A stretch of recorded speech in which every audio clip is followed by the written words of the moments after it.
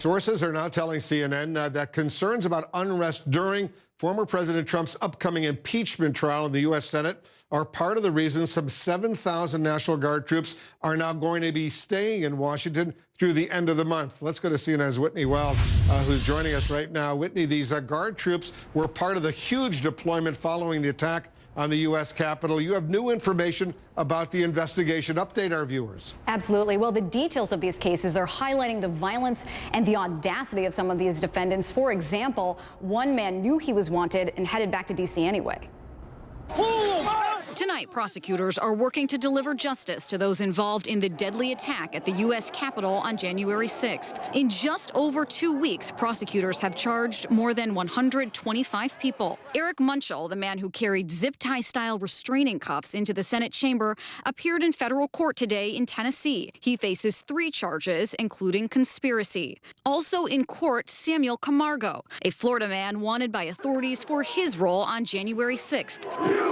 He told officials he knew he was wanted, but tried attending the presidential inauguration anyway. Investigators arrested him in Washington Wednesday. Now he faces 4 different charges. And a federal judge ruled today that Emmanuel Jackson, the 20-year-old man caught on camera attacking Capitol Police with a baseball bat, will remain in jail until trial, citing extreme disrespect for the law. Despite the already long docket, there remains a nationwide manhunt for even more suspects.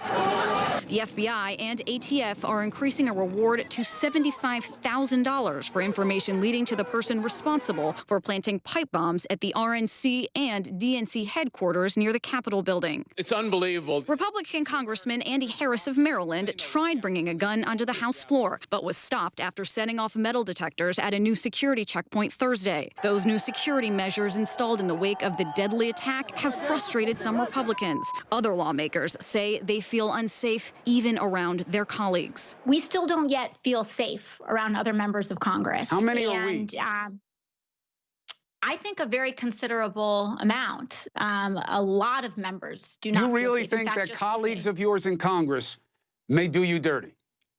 Yeah, well, one just tried to bring a gun on the floor of the House. You are endangering the lives of members of Congress. And it is absolutely outrageous that we even have to have this conversation. All this while those asked to maintain peace and keep members of Congress safe, the National Guard, were temporarily forced to take breaks in a parking garage rather than inside the Capitol. It is still unclear who gave the order to relocate the troops. Party leaders on both sides of the aisle were appalled. I don't think a single senator feels that was acceptable. I'm glad the situation was resolved, and I hope we learn exactly what happened.